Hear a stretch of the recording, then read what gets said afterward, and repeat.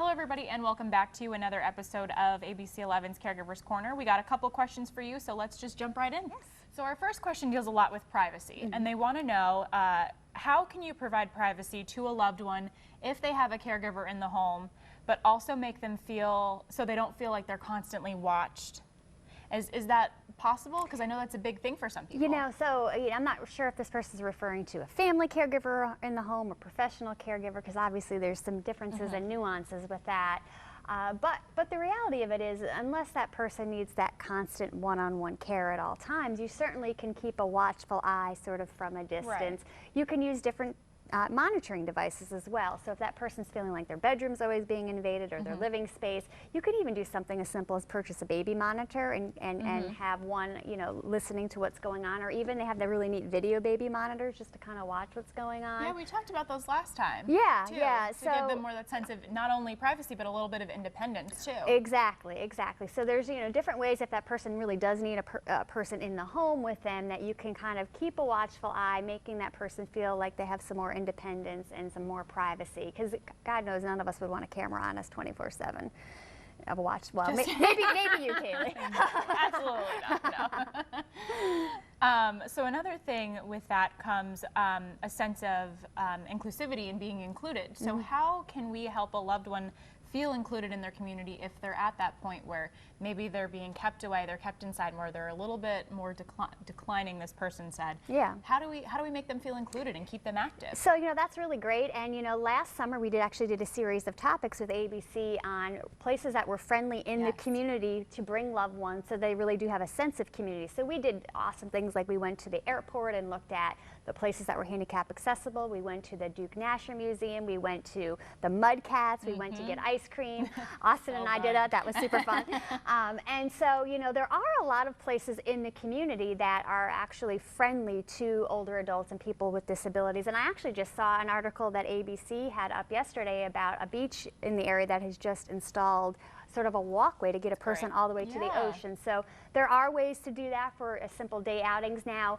When I say simple day outings, when you do have a loved one you're caring for with some sort of a physical or cognitive impairment, it does take a lot more planning to make that trip successful, but it is definitely a possibility. So I would definitely suggest folks look back to our past articles and video work on various different places in the area, but you can make it happen for sure. And then, you know, a little bit easier things to do, an article that's going to come out very soon is actually things like adult daycare centers, right? So, you know, I consider that one of the best kept secrets in long-term care because they really do provide a sense of community, a sense of socialization, a watchful healthcare related eye, but they also do a lot of different service projects as well to help that individual have a sense of purpose. So again, you know, just getting linked and resourced into the community, there's definitely a lot out there. And not only that, it doesn't always have to be like a specific place. It could be, let's say, if they enjoy music, it could be something simple as taking musical instruments to the park or outside, something very simple just to have them, you know, feel like they're still part of the world. And simply include them, right? I mean, treat them as though you'd want to be treated, and just the fact of being included and making someone feel connected to something bigger than themselves really helps and goes a long way. And just jumping to our comments here, Jean says, Samson does not have friendly things unless they have to pay when seniors do not have the money. So it kind of goes on with what we're just talking about. Maybe if those things aren't available in your area, break that box. Try to see if there's little things that you can do that aren't going to cost money, but are still going to bring that joy. Well, and in every county does have a, you know, they call it different things nowadays, but a senior center, for lack of a better word. And so, and those activities at the senior centers are free, and it's free for seniors to participate in those as well. So again, you know, if you're not sure what the resources are in your community, definitely reach out and we can try to connect you and help make that person feel like they're connected. And sorry, just looking at our comments here. Someone's saying that they're caregiver for their mother and she has dementia, and someone was saying that NC has no help for caregivers and dementia and care for patients with dementia. I mean, surely there are There resources are, out there. yes. And and don't feel bad that you don't know, because again, unless you get connected to an organization that is aware of what all the resources are, you really wouldn't know until you're in the throes of it. But there are some great organizations out there. There's the Alzheimer's Association that can connect you to a number of different free programs. There's the Dementia Alliance of North Carolina. Both nonprofit organizations, both provide free consultation at no charge, and really can get you connected to different things that may help your loved one and different programs that they're participating in as well. And another big question we had, are there any assistive technologies for a stroke victim who may be wheelchair bound? Is there anything to help them with their daily lives, with daily activities? Yeah, so the world of assistive technology is literally exploding. If you were to Google that, you will find so many different things, from automatic pill dispensers to chairs that help a person stand up, to lifts that you could install into a ceiling to help get them out of bed, to different communication devices. I mean, we're all walking around with these phones. There's iPads that can be modified to have the buttons look a lot bigger so that person can use it as a communication board. So there are a lot of assistive technologies, and there's actually an organization in North Carolina called the North Carolina Assistive Technologies Department, and it is their job to connect, again at no charge, older adults and their families to different devices and technologies that would help them maintain independence. So you can certainly reach out to that organization. They're actually located out on the Dorothea Dix campus in Raleigh. But again, there are so many different things. Some of the things out there are fairly inexpensive, and on the other side of it, some of the things are fairly expensive. But unfortunately, everything that you're looking for in this world, for the most part, is going to probably cost money out of pocket. But are there any options to help with those payments? Are there any? It depends. Some organizations like the American Heart Association and Stroke Association may have some funds to assist families if there's a financial need. I can't speak to that specifically, but at times there are some dollars available out there. And sometimes you can even find things that have been used that families are willing to donate to.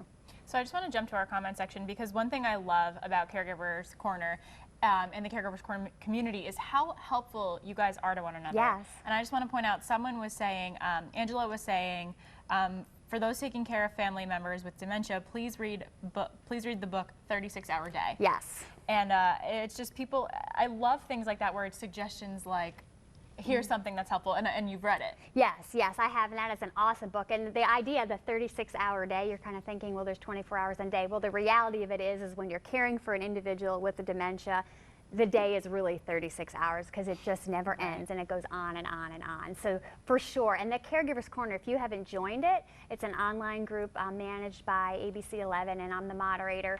The families are so super active in there and really supporting each other and giving each other guidance and connections. And another thing that we keep talking about, you guys are so active in the comments today. I love it. I love that you guys are here and you're having part of the conversation. It's amazing. They're talking about not feeling like they have financial support, and this person is asking if their family was in the military, because there's financial support if they were.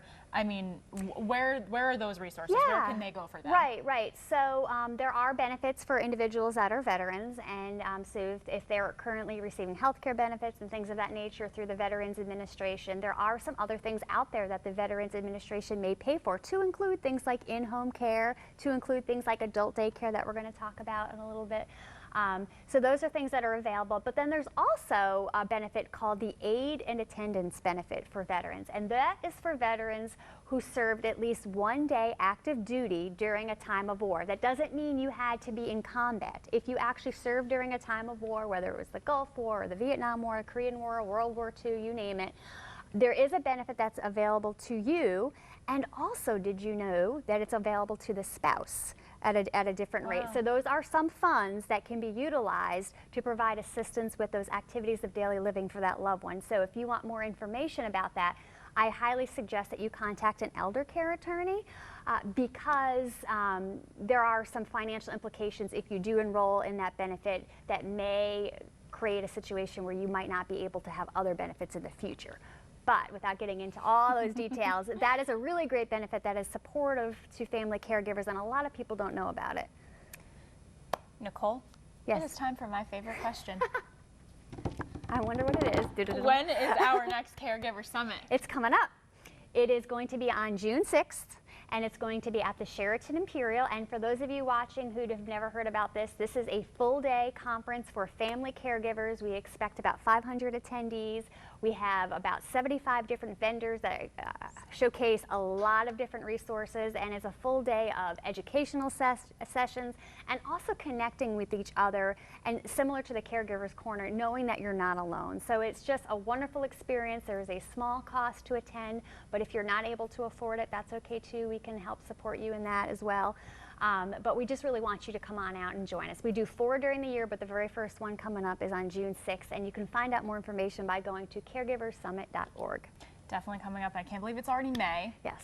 It's crazy how much this year is. Yeah, it's like almost halfway over. Absolutely. I know. But guys, that's all the time we have for today. Again, if you are not a member of the Caregivers Corner's Facebook group, please go like and join that. Nicole always has great conversations going on there, and clearly you guys are clearly having great conversations with each other on there, which is absolutely amazing.